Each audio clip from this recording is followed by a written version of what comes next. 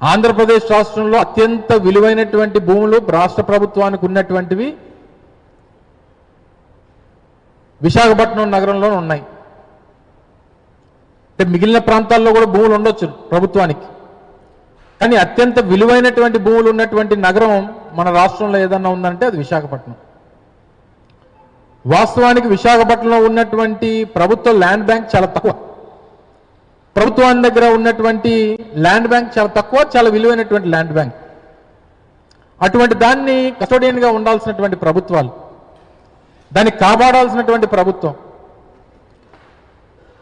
వారికి కావాల్సినటువంటి మనుషులకి మొదటి 2 సంవత్సరాలు కూడా ఆ పని మీద ఉంది. మొదటగా అయితే గత సంవత్సరం ఫిబ్రవరిలో ఏప్రిల్ మాసంలో అనుకోండి, మార్చి ఏప్రిల్ మాసంలో ఉర్సా అన్నటువంటి కంపెనీకి 57 ఎకరాలు ఆ కంపెనీ స్థాపించింది లేదు, ఆ కంపెనీ క్యాపిటల్ లేదు, ఆఫీస్ లేదు, స్టాఫ్ లేరు. కేవలం బినామీ పేరుతో పెట్టినటువంటి సంస్థకి దాదాపు 2,000 కోట్ల రూపాయలు విలువైనటువంటి భూమిని దారాదత్తం చేయాలనేటువంటి ప్రయత్నం చేస్తే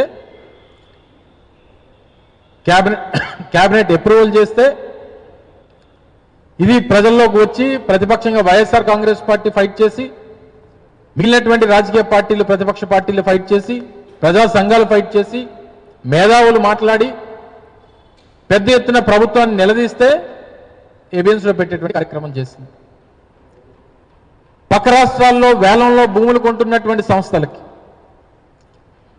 హైదరాబాద్ కానీ లేదా కర్ణాటకలో కానీ లేదా మహారాష్ట్రలో కానీ గుజరాత్లో కానీ పక్క రాష్ట్రాల్లో వేలంపాట్లో ప్రభుత్వ భూములు కొంటున్నటువంటి సంస్థలకి, ముఖ్యంగా రియల్ ఎస్టేట్ సంస్థలకి విశాఖపట్నంలో మాత్రం 50 కోట్లు ఉన్నటువంటి భూమి 50 లక్షలకి, 10 కోట్లు ఉన్నటువంటి భూమి 25 లక్షలకి,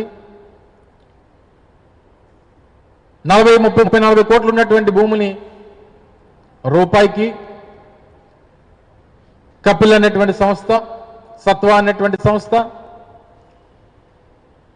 ఇలా రకరకాలైనటువంటి సంస్థలకి సంవత్సరం పొడుగునా గడిచినటువంటి 2 సంవత్సరాల పొడుగునా భూములు కేటాయిస్తూ వచ్చారు. మొన్న ఎప్పుడో ముఖ్యమంత్రి గారి కొడుకు వారు కూడా మంత్రిగా ఉన్నారు.